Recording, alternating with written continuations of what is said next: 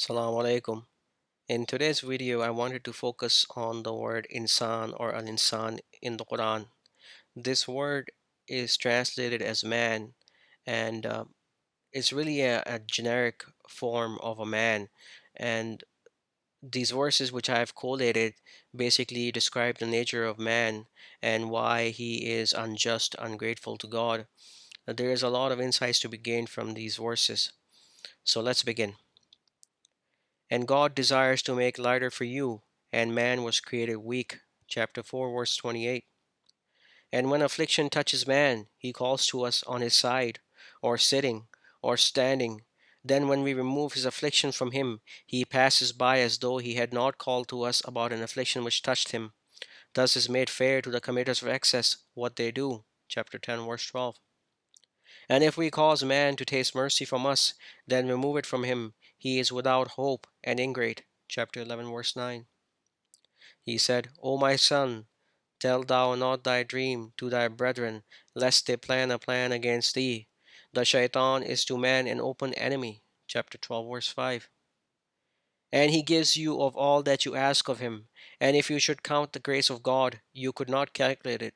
Man is a wrongdoer and ingrate. Chapter 14, verse 34. And we have created man from sounding clay, from dark slime transmuted. Chapter 15, verse 26. He created man from a drop of fluid, and then is he an open disputant. Chapter 16, verse 4.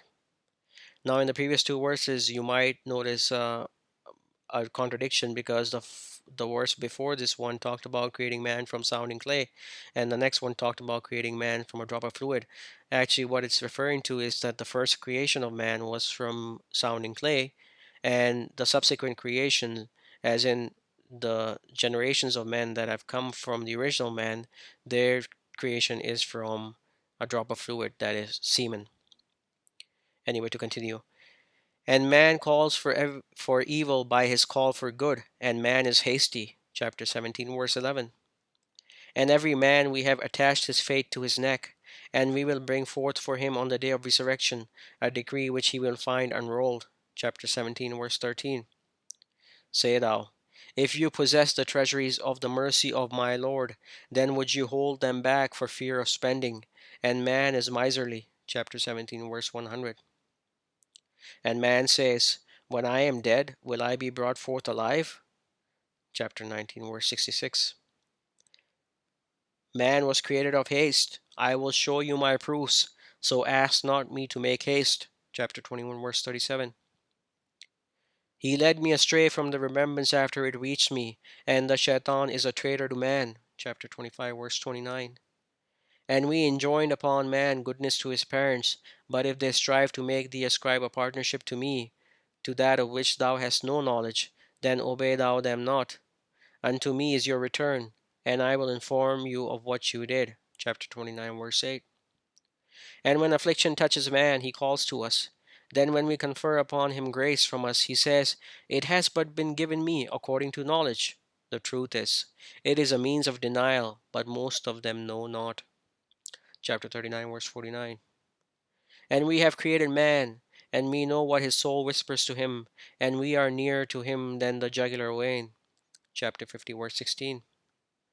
If man is to have what he desires, then to God belong the latter and the former. Chapter 53, verses 24 and 25. And that man has not saved that for which he strives, and that his striving will be seen. Chapter 53, verses 39 and 40. Like the example of the shaitan when he says to man that he should deny, then when he denies, he says, I am innocent of thee, I fear God, the Lord of all mankind. Chapter 59, verse 16.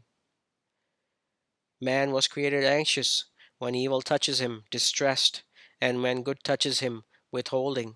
Chapter 70, verses 19 through 21. Thinks man that we will not assemble his bones? Verily, we are able to fashion his fingertips.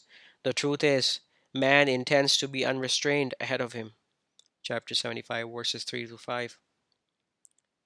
The truth is, man is an eyewitness against his soul. Chapter 75, verse 14. Does man think that he will be left to no purpose? Chapter 75, verse 36. As there come upon a man a time he was not something remembered. Chapter 76, verse 1. This concludes my presentation on the usage of the word insan or al-insan in the Quran. A lot of insights to be gained from these verses. So please ponder upon them. May God guide you to a straight path. Peace be upon you.